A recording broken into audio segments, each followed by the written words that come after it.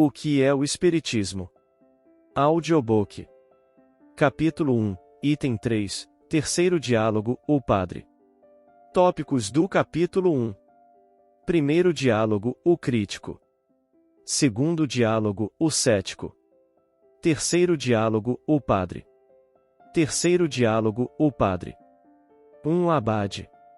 Permitir-me-eis, Senhor, dirigir-vos, por minha vez, algumas perguntas? AK, de boa mente, reverendo, mas, antes de responder a elas, creio útil fazer-vos conhecer o terreno em que me devo colocar perante vós. Primeiro que tudo, cumpre-me declarar que não tenho a pretensão de vos converter às nossas ideias. Se desejardes conhecê-las pormenorizadamente, encontrá-las-eis nos livros em que estão expostas, neles podereis estudá-las à vontade e aceitá-las ou rejeitá-las. O Espiritismo tem por fim combater a incredulidade e suas funestas consequências, fornecendo provas patentes da existência da alma e da vida futura. Ele se dirige, pois, àqueles que em nada creem ou que de tudo duvidam, e o número desses não é pequeno, como muito bem sabeis, os que têm fé religiosa e a quem esta fé satisfaz, dele não tem necessidade. Aquele que diz, que eu creio na autoridade da Igreja e não me afasto dos seus ensinos, sem nada buscar além dos seus limites, o Espiritismo responde que não se impõe a pessoa alguma e que não vem forçar nenhuma convicção. A liberdade de consciência é consequência da liberdade de pensar, que é um dos atributos do homem, e o Espiritismo, se não a respeitasse, estaria em contradição com os seus princípios de liberdade e tolerância. A seus olhos, toda a crença, quando sincera e não permita ao homem fazer mal ao próximo, é respeitável, mesmo que seja errônea. Se alguém fosse por sua consciência arrastado a crer, por exemplo, que é o Sol que gira ao redor da Terra, nós lhe diríamos, que acreditai-o se quiserdes, porque isso não fará que esses dois astros troquem os seus papéis, mas assim como não procuramos violentar-vos a consciência, respeitai também a nossa. Se transformardes, porém, uma crença, de si mesma inocente, em instrumento de perseguição, ela então se tornará nociva e pode ser combatida. Tal é, Sr. Abade, a linha de conduta que tenho seguido com os ministros dos diversos cultos que a mim se hão dirigido. Quando eles me interpelaram sobre alguns pontos da doutrina, dei-lhes as explicações necessárias, abstendo-me de discutir certos dogmas de que o Espiritismo não se quer ocupar, por serem todos os homens livres em suas apreciações, nunca, porém, fui procurá-los no propósito de lhes abalar a fé por meio de qualquer pressão. Àquele que nos procura como irmão, nós o acolhemos como tal, ao que nos repele, deixamo-lo em paz. É o conselho que não tenho cessado de dar aos espíritas, porque não concordo com os que se arrogam a missão de converter o clero. Sempre lhes tenho dito, semeai no campo dos incrédulos, onde a colheita a fazer. O Espiritismo não se impõe, porque, como vô-lo disse, respeita a liberdade de consciência, ele sabe também que toda crença imposta é superficial e não desperta senão as aparências da fé, nunca, porém, a fé sincera. Ele expõe seus princípios aos olhos de todos, de modo a cada um poder formar opinião segura. Os que lhe aceitam os princípios, sacerdotes ou leigos, o fazem livremente por achá-los racionais, mas nós não ficamos querendo mal aos que se afastam da nossa opinião. Se hoje há luta entre a Igreja e o Espiritismo, nós temos consciência de não havê-la provocado. Padre. Se a Igreja, vendo levantar-se uma nova doutrina, cujos princípios, em consciência, julga dever condenar, podeis contestar-lhe o direito de discuti-los e combatê-los, premonindo os fiéis contra o que ela considera erro? AK, de modo algum podemos contestar esse direito, que também reclamamos para nós outros. Se ela se houvesse encerrado nos limites da discussão, nada haveria de melhor, lede. Porém, a maioria dos discursos proferidos por seus membros e publicados em nome da religião, os sermões que têm sido pregados, e vereis neles a injúria e a calúnia transbordando por toda parte e os princípios da doutrina sempre indigna e perversamente desfigurados. Do alto do púlpito, não temos sido, os espíritas, qualificados de inimigos da sociedade e da ordem pública, não temos sido anatematizados e rejeitados pela Igreja, sob o pretexto de que é melhor ser incrédulo do que crer-se em Deus e na alma pelos ensinos do Espiritismo? Não lamentam muitos, hoje, não se poder atear para os espíritas as fogueiras da Inquisição? Em certas localidades não têm sido assinalados a animadversão de seus concidadãos, a ponto de fazer que sejam nas ruas perseguidos e injuriados? Não se tem imposto a todos os fiéis que os evitem como pestíferos, e impedido que os criados entrem a seu serviço? Muitas mulheres não têm sido aconselhadas a separarem-se de seus maridos, como muitos maridos de suas mulheres, tudo por causa do espiritismo. Não se tem tirado lugares empregados, retirado o pão do trabalho a operários e recusado caridade aos necessitados, por serem eles espíritas. Não se tem despedido de alguns hospitais, até cegos, pelo fato de não quererem abjurar sua crença? Dizei-me, Sr. Abade, será isso uma discussão leal? Os espíritas responderam, porventura, a injúria com a injúria, ao mal com o mal? Não. A tudo opuseram eles sempre a calma e a moderação. A consciência pública já lhes faz a justiça de reconhecer não terem sido eles os agressores. Padre. Todo homem sensato deplora esses excessos, mas a Igreja não pode ser responsável pelos abusos cometidos por alguns de seus membros pouco esclarecidos. Acá, convenho, mas entrarão na classe dos pouco esclarecidos os príncipes da Igreja? Vede a pastoral do bispo de Argel e de alguns outros. Não foi um bispo quem ordenou o auto de fé de Barcelona? A autoridade superior eclesiástica não tem todo o poder sobre os seus subordinados? Se ela tolera esses sermões indignos da cadeira evangélica, se ela patrocina a publicação de escritos injuriosos e difamatórios contra uma classe inteira de cidadãos, e se não se opõe às perseguições exercidas em nome da religião, é porque as aprova. Em resumo, a Igreja, repelindo sistematicamente os espíritas que a buscavam, forçou-os a retroceder. Pela natureza e violência dos seus ataques, ela ampliou a discussão e conduziu-a para um terreno novo. O espiritismo era apenas uma simples doutrina filosófica, foi a Igreja quem lhe deu maiores proporções, apresentando-o como inimigo formidável, foi ela, enfim, quem o proclamou nova religião. Foi um passo errado, mas a paixão não raciocina melhor. Um livre pensador. Há pouco proclamastes a liberdade de pensamento e de consciência, e declarastes que toda crença sincera é respeitável. O materialismo é uma crença como outra qualquer, por que negar-lhe a liberdade que concedeis a todas as outras? Acá, cada um é, certamente, livre de crer no que quiser ou de não crer em coisa alguma, e não toleraríamos mais uma perseguição contra aquele que acredita no nada depois da morte, assim como na promovida contra um cismático de qualquer religião.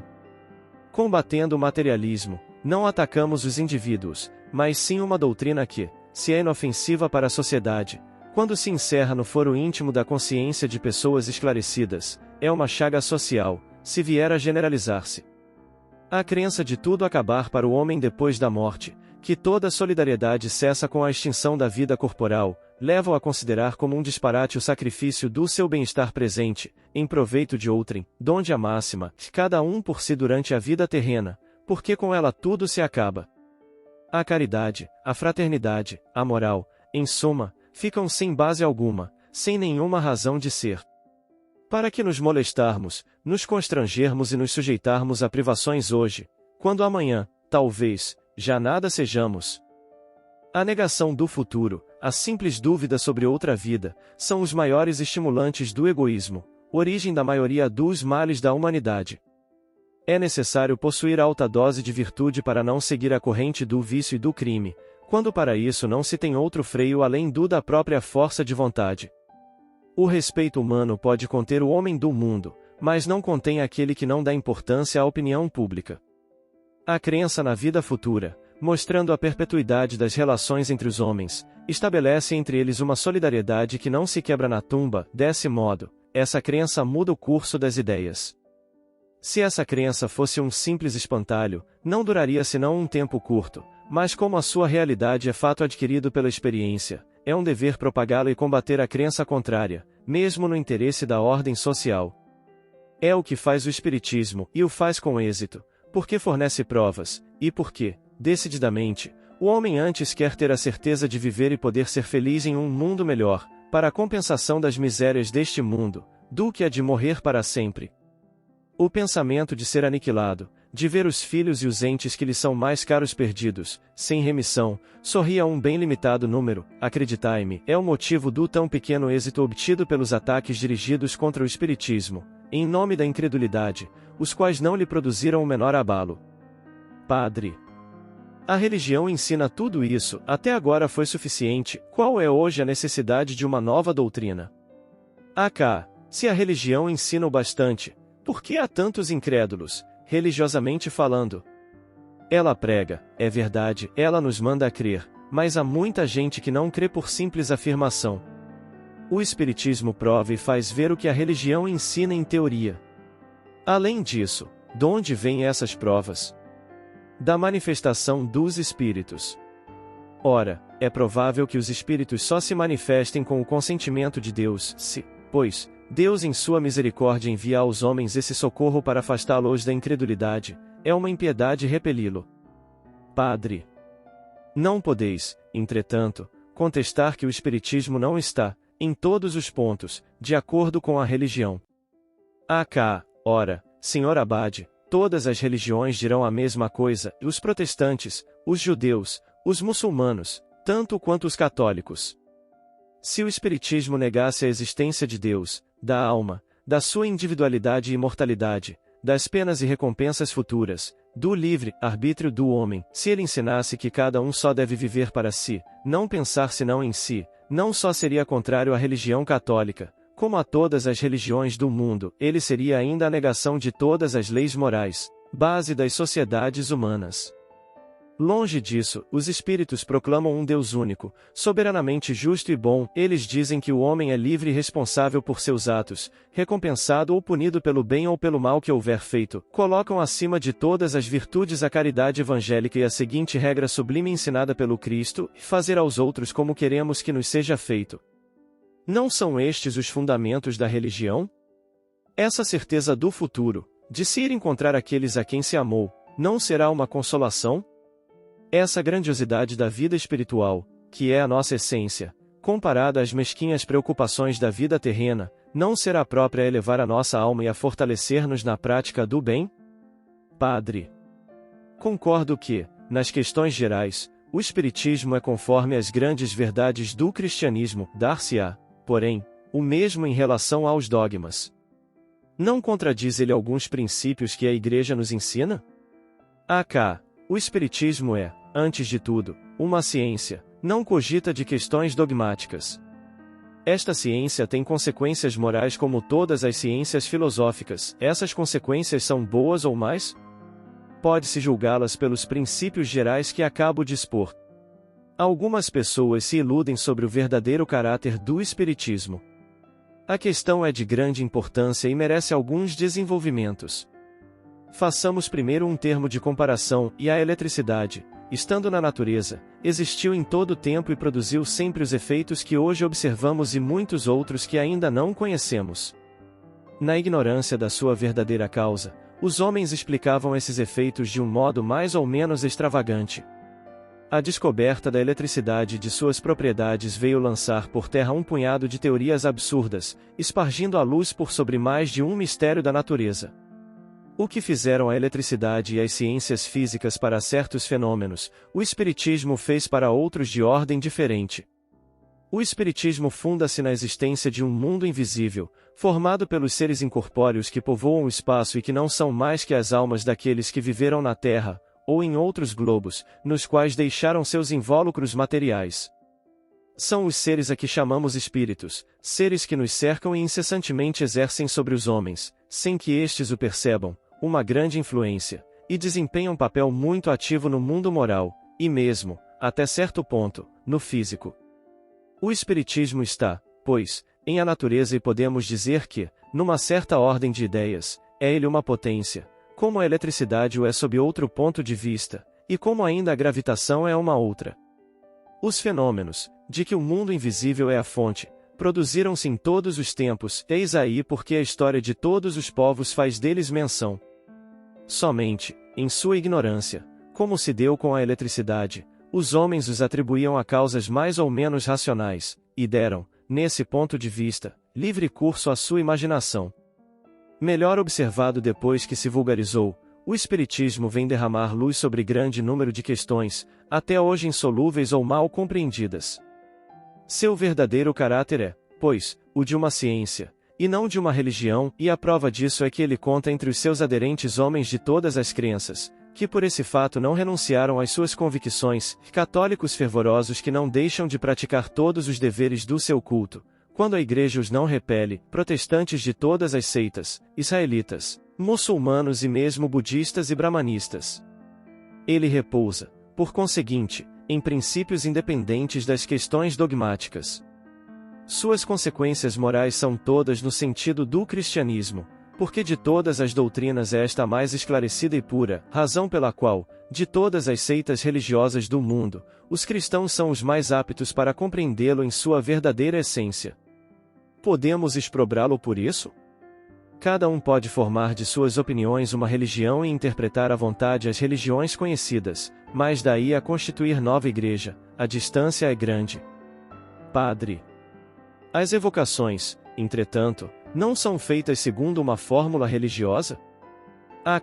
Realmente, o sentimento religioso domina nas evocações e em nossas reuniões, mas não temos fórmula sacramental, para os espíritos o pensamento é tudo e a forma é nada.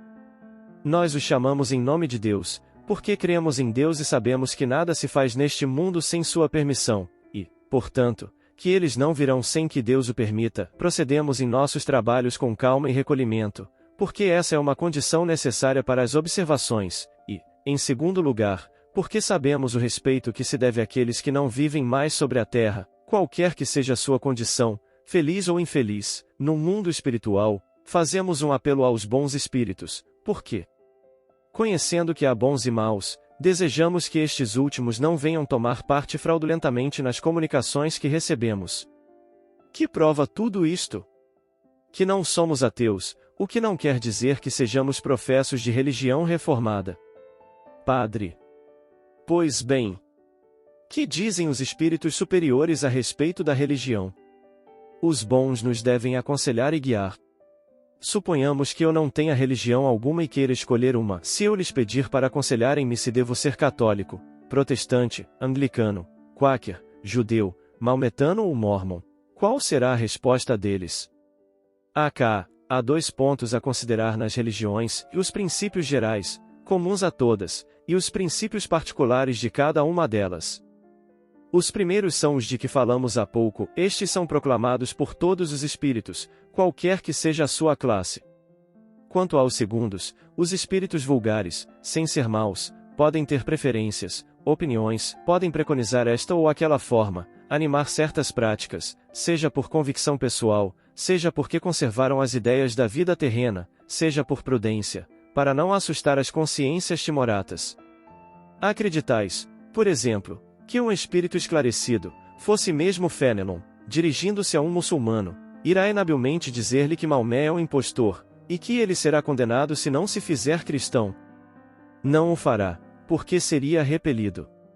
Em geral, os espíritos superiores, se a isso não são solicitados por alguma consideração especial, não se preocupam com essas questões de minúcia, eles se limitam a dizer, e Deus é bom e justo, não quer senão o bem. A melhor de todas as religiões é aquela que só ensina o que é conforme a bondade e justiça de Deus, que dá de Deus a maior e a mais sublime ideia e não o rebaixa emprestando-lhe as fraquezas e as paixões da humanidade, que torna os homens bons e virtuosos e lhes ensina a amarem-se todos como irmãos, que condena todo mal feito ao próximo, que não autoriza a injustiça sob qualquer forma ou pretexto que seja, que nada prescreve de contrário às leis imutáveis da natureza, porque Deus não se pode contradizer, aquela cujos ministros dão o melhor exemplo de bondade, caridade e moralidade, aquela que procura melhor combater o egoísmo e lisonjear menos o orgulho e a vaidade dos homens, aquela, finalmente, em nome da qual se comete menos mal, porque uma boa religião não pode servir de pretexto a nenhum mal, ela não lhe deve deixar porta alguma aberta, nem diretamente,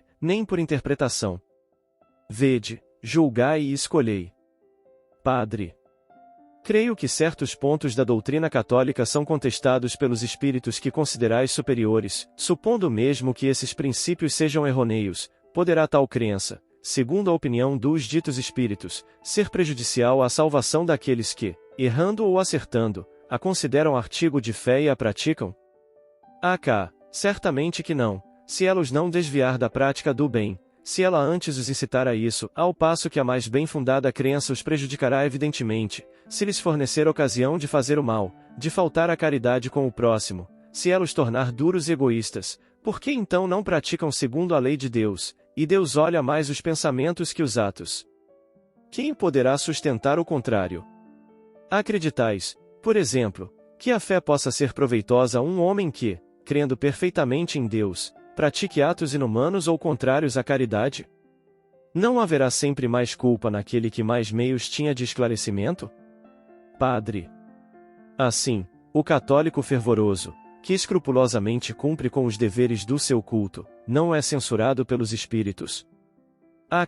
Não. Se isso é para ele uma questão de consciência, se ele o faz com sinceridade, sim, 1000 vezes sim, se for hipócrita, se só tiver piedade aparente. Os espíritos superiores, os encarregados do progresso da humanidade, declararam-se contra todos os abusos que podem retardar esse progresso, qualquer que seja a natureza deles e quaisquer que sejam os indivíduos ou as classes que deles se aproveitem. Ora, não se pode negar que a religião nem sempre esteve isenta de abusos, se, entre os seus ministros, há muitos que desempenham sua missão com devotamento inteiramente cristão, que a fazem grande, bela e respeitável. Convireis que nem todos assim sempre compreenderam a santidade do seu ministério. Os espíritos combatem o mal, onde quer que ele se ache, mas assinalar os abusos da religião, será atacá-la? Ela não tem inimigos piores que aqueles que defendem esses abusos, abusos que fazem nascer o pensamento de poder ser ela substituída por outra melhor. Se a religião corresse qualquer perigo, deveria a responsabilidade cair sobre os que dão dela falsa ideia, transformando em arena de paixões humanas e explorando-a em proveito de sua ambição. Padre. Dissestes que o Espiritismo não discute os dogmas, e, entretanto, ele admite certos pontos combatidos pela Igreja, tais como, por exemplo, a reencarnação, a aparição do homem na Terra, antes de Adão, nega a eternidade das penas, a existência dos demônios, o purgatório e o fogo do inferno. Já de há muito que esses pontos estão sendo discutidos, não foi o Espiritismo quem os pôs em litígio, são pontos sobre alguns dos quais há controvérsia, mesmo entre os teólogos, e que só o futuro julgará. Um grande princípio domina a todos, e a prática do bem, que é a lei superior, a condição sine qua non do nosso futuro, como nolo prova o estado dos espíritos que conosco se comunicam. Enquanto a luz não se faz para vós sobre essas questões, crede, se o quiserdes, nas chamas e torturas materiais, se julgais que isso impede que pratiqueis o mal, essa crença, porém, não as tornará mais reais se elas não existirem. Acreditais que não temos mais de uma existência corporal, mas isto não impede de renascerdes aqui ou em outra parte, se assim tiver de ser, apesar de o não quererdes, credes que o mundo todo foi criado em 6 vezes 24 horas, mas, apesar disso, a Terra nos apresenta a prova do contrário, escrita em suas camadas geológicas, estais convencido de haver Josué feito parar o Sol, o que não dá lugar a que deixe de ser a Terra que gira, dizeis que a data da vinda do homem à Terra não vai além de 6.000 anos, e isto, porém, não priva que os fatos vos contradigam. E que direis se um dia a geologia demonstrar, por traços patentes, a anterioridade do homem, como já tem demonstrado tantas outras coisas? Crede, pois, em tudo que vos aprouver, mesmo na existência do diabo, se tal crença vos puder tornar bom, humano e caridoso para com os vossos semelhantes. O Espiritismo, como doutrina moral, só impõe uma coisa, e a necessidade de fazer o bem e evitar o mal. É uma ciência de observação que, repito, tem consequências morais, que são a confirmação e a prova dos grandes princípios da religião. Quanto às questões secundárias, ele as abandona à consciência de cada um. Notai bem, reverendo, que alguns dos pontos divergentes de que acabastes de falar, não são, em princípio, contestados pelo Espiritismo. Se tivesseis lido tudo quanto tenho escrito a respeito, teríeis visto que ele se limita a dar-lhes uma interpretação mais lógica e racional do que a que vulgarmente se lhes dá. É assim, por exemplo, que ele não nega o purgatório, antes, pelo contrário, demonstra sua necessidade e justiça, vai mesmo além, ele o define. O inferno foi descrito como imensa fornalha, mas ele será assim também compreendido pela alta teologia? Evidentemente, não, ela diz muito bem que isto é uma simples figura, que o fogo que ali se consome é um fogo moral, símbolo das maiores dores. Quanto à eternidade das penas, se fosse possível pôr-se a votos tal questão, para se conhecer a opinião íntima de todos os homens que raciocinam e se acham no caso de compreendê-la, mesmo entre os mais religiosos se veria para que lado penderia a maioria, porque a ideia de uma eternidade de suplícios é a negação da infinita misericórdia de Deus. Eis, ademais, o que avança a doutrina espírita a tal respeito, e a duração do castigo é subordinada ao melhoramento do espírito culpado. Nenhuma condenação por tempo determinado é pronunciada contra ele. O que Deus exige, para pôr um termo aos sofrimentos, é o arrependimento, a expiação e a reparação, em uma palavra, um melhoramento sério e efetivo, uma volta sincera ao bem. O espírito é assim o árbitro de sua própria sorte, sua pertinácia no mal prolonga-lhe os sofrimentos, seus esforços para fazer o bem os minoram ou abreviam. Sendo a duração da pena subordinada ao arrependimento, o espírito culpado, que não se arrependesse nunca se melhorasse, sofreria sempre, e para ele então a pena seria eterna. Essa eternidade de penas deve ser entendida no sentido relativo, e não no absoluto. Uma condição inerente à inferioridade do espírito é não ver o termo da sua situação e crer que há de sofrer sempre, o que é para ele um castigo. Desde que, porém, sua alma se abra ao arrependimento, Deus lhe faz entrever um raio de esperança. Esta doutrina é, por certo, mais conforme à justiça de Deus, que pune, enquanto o culpado persiste no mal, e concede-lhe graça desde que ele volte ao bom caminho. Quem imaginou essa teoria?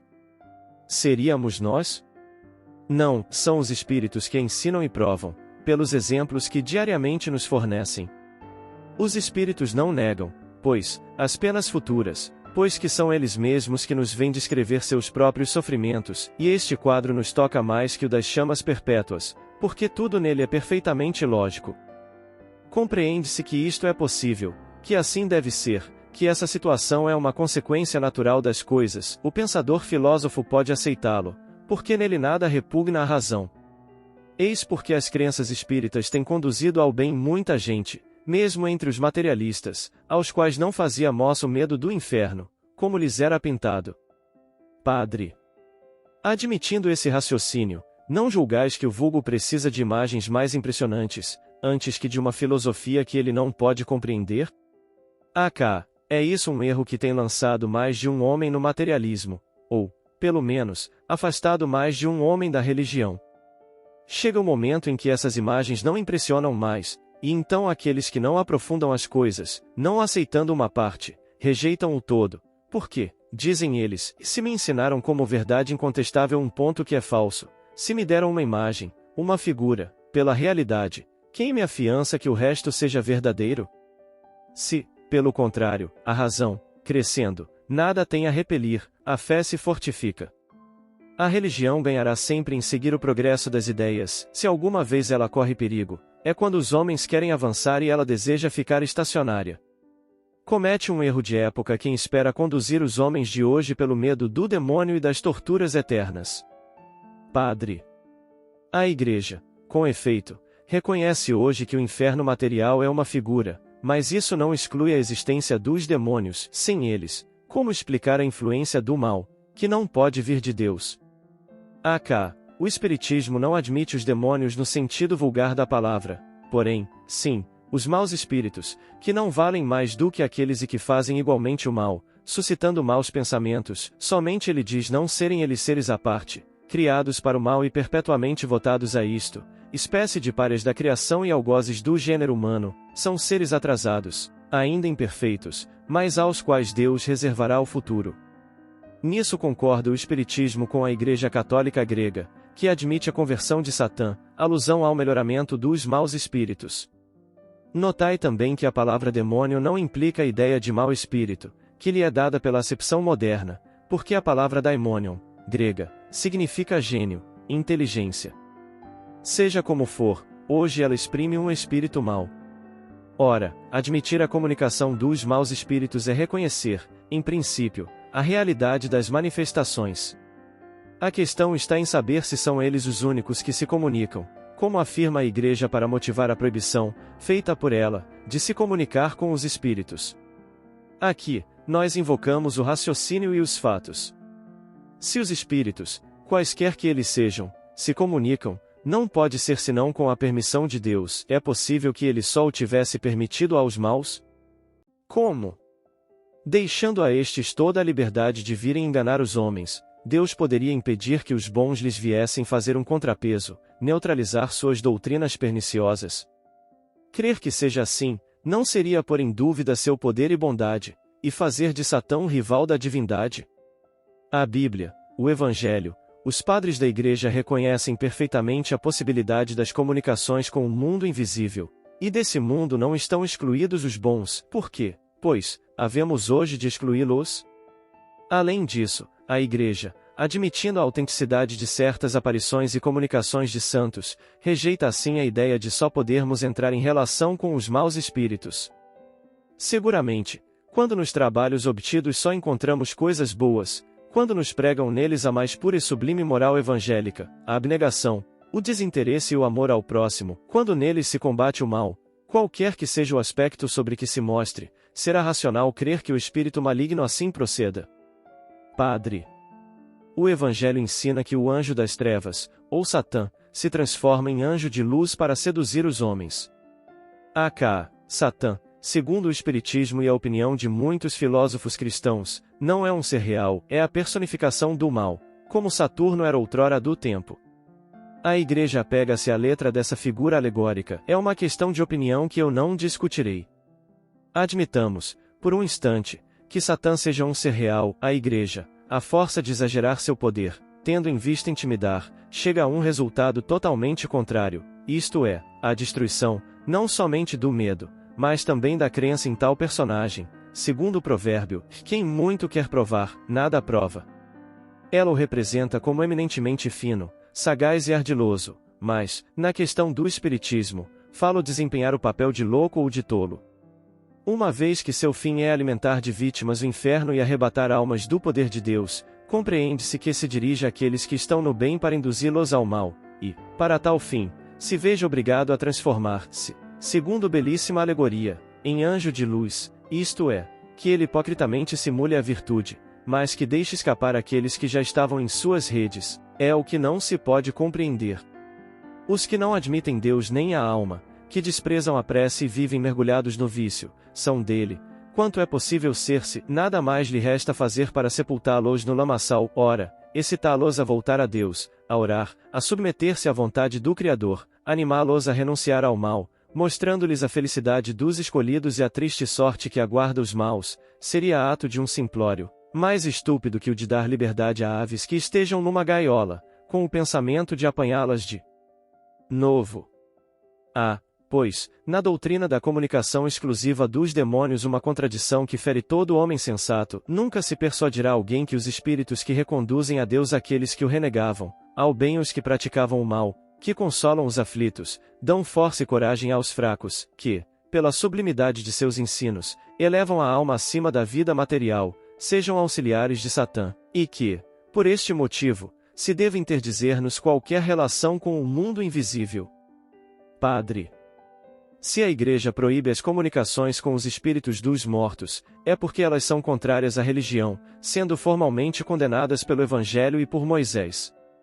Este último, pronunciando a pena de morte contra essas práticas, prova quanto elas são repreensíveis aos olhos de Deus. Peço-vos perdão, mas essa proibição não se encontra em parte alguma do Evangelho, ela se acha somente na lei mosaica. Trata-se de saber se a Igreja coloca a lei mosaica acima da evangélica, assim será, por certo, se ela for mais judia que cristã. Devemos mesmo notar que, de todas as religiões, é a judaica que faz menos oposição ao espiritismo, contra cujas evocações ela não invocou a lei de Moisés, em que se apoiam as seitas cristãs. Se as prescrições bíblicas são o código da fé cristã, por que proíbem a leitura da Bíblia? Que diriam se proibisse a um cidadão o estudo do código das leis do seu país? A proibição feita por Moisés tinha então a sua razão de ser, porque o legislador hebreu queria que o seu povo rompesse com todos os hábitos trazidos do Egito, e de entre os quais o de que tratamos era objeto de abusos. Não se evocava então os mortos pelo respeito e afeição tributados a eles, nem com o sentimento de piedade, mas sim como meio de adivinhar, como objeto de tráfico vergonhoso, explorado pelo charlatanismo e pela superstição. Nessas condições, Moisés teve razão de proibi-lo. Se ele pronunciou contra esse abuso uma penalidade severa, é que eram precisos meios rigorosos para conter esse povo indisciplinado, também quanto à pena de morte, era pródiga a sua legislação. É, pois, um erro apoiar-se na severidade do castigo para provar-se o grau de culpabilidade da evocação dos mortos. Se a interdição da evocação aos mortos vem do próprio Deus, como a Igreja pretende, deve também ser Deus quem marcou a pena de morte contra os delinquentes. Esta pena passa a ter uma origem tão sagrada como a interdição, neste caso. Por que não a conservam também? Todas as leis de Moisés são promulgadas em nome e por ordem de Deus, se creem que Deus seja o autor delas. Por que não as observam ainda? Se a lei de Moisés é para a Igreja um artigo de fé sobre um ponto, por que deixa de sê-lo sobre os outros todos? Por que recorrem a ela naquilo de que precisam, e repelem-na no que não julgam conveniente? Qual o motivo de não seguirem todas as suas prescrições, entre outras a da circuncisão, a que Jesus se sujeitou e que não aboliu? Havia na lei mosaica duas partes: primeira, a lei de Deus, resumida nas tábuas do Sinai, lei que foi conservada porque é divina, e o Cristo não fez mais que desenvolvê-la; segunda, a lei civil ou disciplinar, apropriada aos costumes do tempo, e que o Cristo aboliu. Hoje as circunstâncias são outras, e a proibição de Moisés já não tem razão de ser. Além disso, se a Igreja proíbe a evocação dos espíritos, poderá também impedir que eles venham sem ser chamados?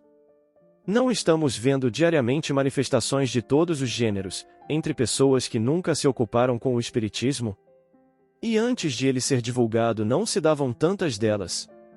Outra contradição: se Moisés proibiu evocar os espíritos dos mortos, é uma prova de que eles podem vir, do contrário essa interdição seria inútil. Se, em seu tempo, podiam eles entrar em relação com os homens, ainda hoje o podem, e, se são espíritos de mortos, não são exclusivamente demônios. Antes de tudo, devemos ser lógicos. Padre. A Igreja não nega que bons espíritos possam comunicar-se, pois reconhece que os santos também se têm manifestado. Ela, porém, não considera bons aqueles que vêm contradizer seus princípios imutáveis. Os espíritos ensinam, é verdade, que há penas e recompensas futuras, porém, de modo diverso do que ela ensina, só ela pode julgar o que eles pregam e, portanto, distinguir os bons dos maus. Eis a magna questão. Galileu foi acusado de heresia e de ser inspirado pelo demônio, porque vinha revelar uma lei da natureza, provando o erro de uma crença julgada inatacável, e, então, foi condenado e excomungado.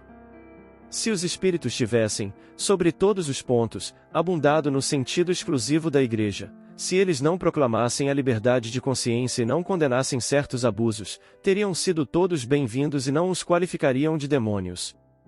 Tal é também a razão por que todas as religiões, os muçulmanos como os católicos, crendo-se na posse exclusiva da verdade absoluta, olham como obra do demônio qualquer doutrina que não é inteiramente ortodoxa, do seu ponto de vista.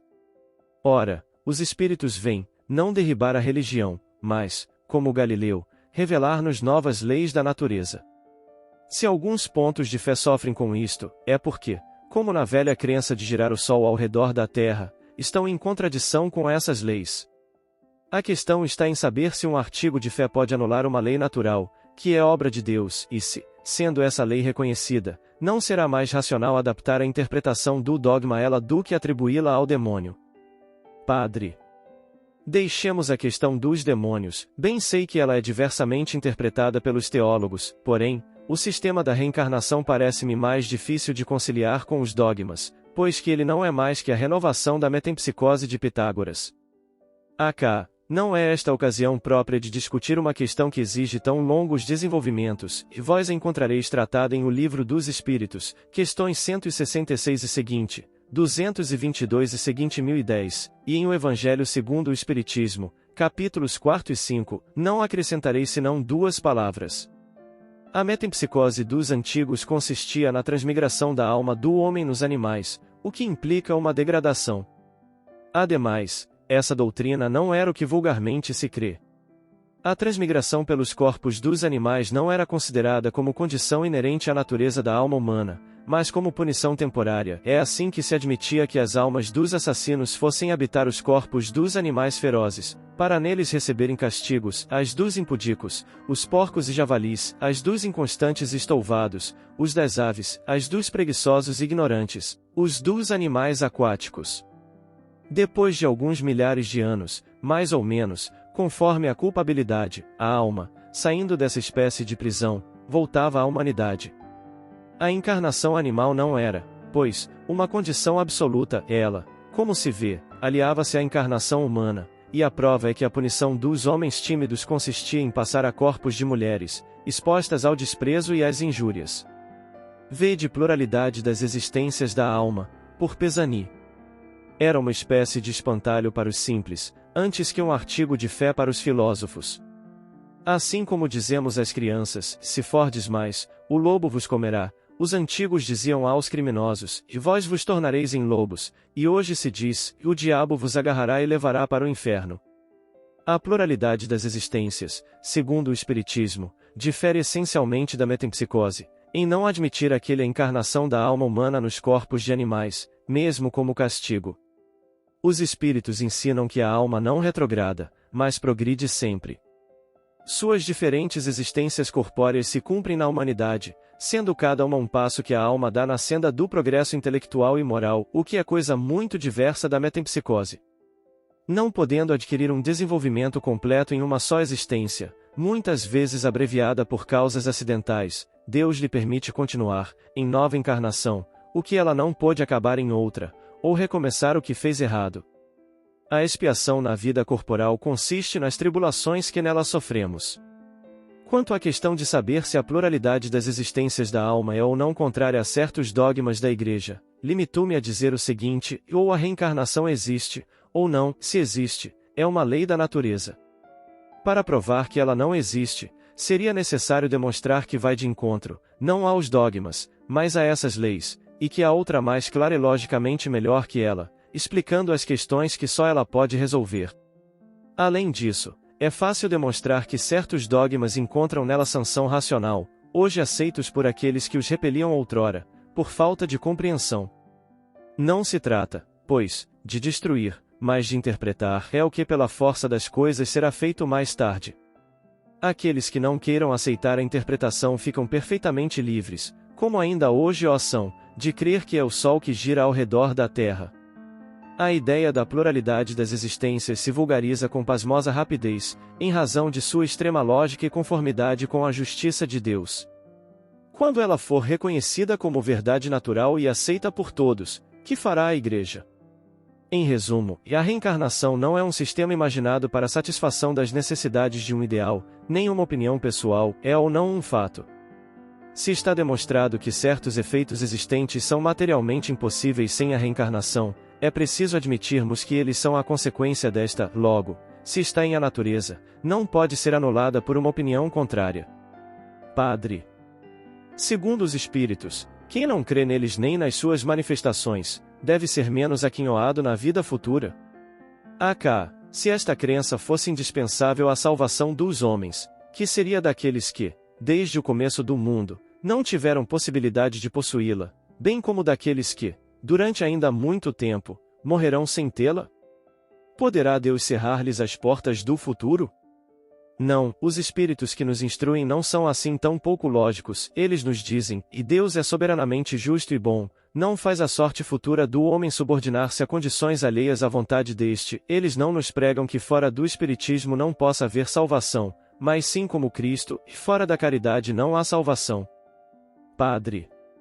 Permiti-me, então, dizer-vos que, desde que os Espíritos só ensinam os princípios de moral encontrados no Evangelho, não vejo qual possa ser a utilidade do Espiritismo, visto como antes que este viesse hoje, sem ser por ele, podíamos e podemos alcançar a salvação. Não seria o mesmo se os Espíritos viessem ensinar algumas grandes verdades novas, alguns desses princípios que mudam a face do mundo, como fez o Cristo. Ao menos o Cristo era só, sua doutrina era única, ao passo que os espíritos se contam por milhares e se contradizem, uns dizendo que é branco o que outros afirmam ser negro, do que resulta que, já desde o começo, seus partidários formam muitas seitas. Não seria melhor deixarmos os espíritos tranquilos e contentarmos-nos com o que já temos? Errais, meu amigo, em não sair do vosso ponto de vista e em considerar sempre a Igreja como o único critério dos conhecimentos humanos. Se o Cristo disse a verdade, o Espiritismo não podia dizer outra coisa, e em vez de por isso apedrejá-lo, deve-se acolhê-lo como poderoso auxiliar, que vem confirmar, por todas as vozes de além-túmulo, as verdades fundamentais da religião, combatidas pela incredulidade. Que o materialismo combata, explica-se facilmente, mas que a Igreja se ligue ao materialismo contra ele, é um fato menos concebível. Igualmente inconsequente é ela quando qualifica de demoníaco um ensino que se apoia sobre a mesma autoridade e que proclama a missão divina do fundador do cristianismo. O Cristo teria dito, teria revelado tudo? Não, visto que ele próprio disse, que eu teria ainda muitas coisas a dizer-vos, mas vós não podeis compreendê-las, é por isso que eu vos falo em parábolas. O Espiritismo vem hoje, época em que o homem está maduro para compreendê-lo, completar e explicar o que o Cristo propositadamente não fez senão tocar, ou não disse senão sob a forma alegórica. Direis, sem dúvida, que a Igreja competia a dar essa explicação. Mas qual delas? A romana, a grega ou a protestante? Como não estão elas de acordo, cada uma explicaria a seu modo e reivindicaria o privilégio de dar essa explicação. Qual delas conseguiria arrebanhar todos os dissidentes? Deus, que é sábio, prevendo que os homens iriam nela enxertar suas paixões e prejuízos, não lhes quis confiar o cuidado desta nova revelação e deu-a aos espíritos, seus mensageiros, que a proclamaram por todos os pontos do globo, fora dos limites particulares de qualquer culto, a fim de que ela possa aplicar-se a todos, e nenhum a transforme em objeto de exploração. Por outro lado, os diversos cultos cristãos não se terão, em coisa alguma, apartado do caminho traçado pelo Cristo? Seus preceitos de moral serão escrupulosamente observados? Não se lhe tem desnaturado as palavras, a fim de que possam servir de apoio à ambição e às paixões humanas, quando elas lealmente condenam isso? Ora, o Espiritismo, pela voz dos Espíritos enviados de Deus, vem chamar, à estrita observância de seus preceitos, aqueles que dela se arredam. Será por isso que o qualificam de obra satânica? Vós vos iludis dando o nome de seitas a algumas divergências de opiniões relativas aos fenômenos espíritas. Não é de admirar que no começo de uma ciência, quando ainda as observações eram incompletas para muitos, tenham surgido teorias contraditórias. Essas teorias, porém, repousam sobre pontos de minúcias, e não sobre o princípio fundamental. Podem constituir escolas que expliquem certos fatos a seu modo, porém, não são seitas, como não o são os diferentes sistemas que dividem os sábios nas ciências exatas, e em medicina, em física etc. Riscai, pois, a palavra seita, que é imprópria ao nosso caso. A quantas seitas não tem o cristianismo dado nascimento, desde a sua origem? Por que não teve bastante poder a palavra do Cristo para impor silêncio a todas as controvérsias? Por que é ela suscetível de interpretações que ainda hoje dividem os cristãos em diferentes igrejas, pretendendo todas elas possuir exclusivamente a verdade necessária à salvação, detestando-se intimamente e anatematizando-se em nome do seu divino Mestre, que não pregou senão o amor e a caridade? Fraqueza dos homens, direis vós.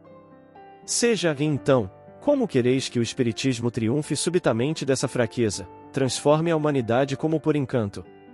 Vamos à questão da utilidade. Dizeis que o Espiritismo nada revela de novo. É um erro, que ele ensina, ao contrário, muito àqueles que não se limitam a um estudo superficial. Não fizesse ele mais que substituir a máxima, fora da caridade não há salvação, que reúne os homens, aquela, fora da igreja não há salvação, que os divide, para que a sua vinda marcasse uma nova era à humanidade. Dissestes que se podia passar sem ele, concordo, como também se podia passar sem muitas das descobertas científicas.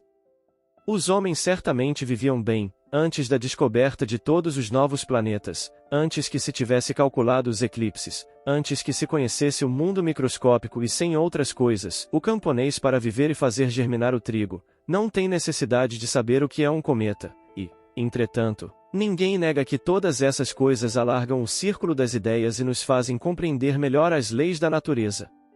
Ora, O mundo dos espíritos é uma dessas leis que o Espiritismo nos faz conhecer. Ele nos ensina a influência que esse mundo exerce sobre o corpóreo. Suponhamos que a isso se limitasse a sua utilidade, já não seria muito a revelação de tal potência? Vejamos, agora, a sua influência moral. Admitamos que ele nada ensine. Sob este ponto de vista, qual o maior inimigo da religião? O materialismo. Porque o materialista não crê em coisa alguma. Ora, o Espiritismo é a negação do materialismo, que já não tem razão de ser. Não é mais pelo raciocínio, pela fé cega que se diz ao materialista que nem tudo se acaba com o corpo, é pelos fatos que se lhe mostram visíveis e palpáveis. Não será isso um pequeno serviço prestado à humanidade e à religião? Porém, não é ainda tudo, e a certeza da vida futura, o quadro vivo daqueles que nos precederam nela, mostram a necessidade do bem e as consequências inevitáveis do mal. Eis porque, sem ser uma religião, o Espiritismo se prende essencialmente às ideias religiosas, desenvolve-as naqueles que não as possuem, fortifica-as nos que as têm incertas. A religião encontra, pois, um apoio nele, não para as pessoas de vistas estreitas, que a veem integralmente na doutrina do fogo eterno, na letra mais que no espírito, mas para aqueles que a veem segundo a grandeza e a majestade de Deus. Em uma palavra, o Espiritismo engrandece e eleva as ideias, combate os abusos engendrados pelo egoísmo, a cobiça, a ambição, mas quem terá a coragem de defendê-los e se declararem seus campeões? Se ele não é indispensável à salvação, facilita afirmando-nos no caminho do bem. Além disso, que homem sensato ousará avançar que a falta de ortodoxia é mais repreensível, aos olhos de Deus, que o ateísmo ou o materialismo? Apresento claramente as questões seguintes: a quantos combatem o Espiritismo, sob o ponto de vista de suas consequências religiosas? Primeiro, a quem terá melhor quinhão na vida futura, aquele que não crê em coisa alguma, ou aquele que, crente das verdades gerais, não admite certas partes do dogma. Segunda, o protestante e o cismático serão confundidos na mesma reprovação que o ateu e o materialista? Terceira, o que não é ortodoxo, no rigor da palavra, mas faz o bem que pode, que é bom e indulgente para com o próximo, leal em suas relações sociais, deve contar menos com a salvação do que aquele que crê em tudo, mas é duro, egoísta e baldo de caridade? Quarta, qual terá mais valor aos olhos de Deus, e a prática das virtudes cristãs sem a dos deveres da ortodoxia, ou a destes últimos sem a da moral? Respondi, Senhor Abade, as questões e objeções que me dirigistes, mas como vô-lo disse no começo, sem intenção alguma preconcebida de conduzir-vos às nossas ideias e de mudar as vossas convicções, limitando-me tão somente a fazer-vos encarar o Espiritismo sob seu verdadeiro aspecto. Se não tivesseis vindo, eu não vos teria ido procurar. Não quer isto dizer que desprezássemos a vossa adesão aos nossos princípios. Caso ela se verificasse, longe disso, julgamo-nos sempre felizes pelas aquisições que fazemos, as quais têm para nós tanto maior valor quanto mais livres e voluntárias são. Não só não temos o direito de exercer constrangimento sobre quem quer que seja, como também sentiríamos escrúpulo em ir perturbar a consciência dos que, tendo crenças que os satisfazem, não venham espontaneamente ao nosso encontro. Dissemos que o melhor meio de se esclarecerem sobre o Espiritismo é estudarem previamente a teoria. Os fatos virão depois, naturalmente, e serão facilmente compreendidos, qualquer que seja a ordem em que as circunstâncias os façam vir. As nossas publicações são feitas no intuito de favorecer esse estudo, eis aqui a ordem que aconselhamos. A primeira leitura a fazer-se é a deste resumo, que apresenta o conjunto e os pontos mais salientes da ciência. Com isso, pois, já se pode fazer dela uma ideia e ficar-se convencido de que, no fundo, existe algo de sério. Nesta rápida exposição esforçamo-nos por indicar os pontos sobre que particularmente se deve fixar a atenção do observador.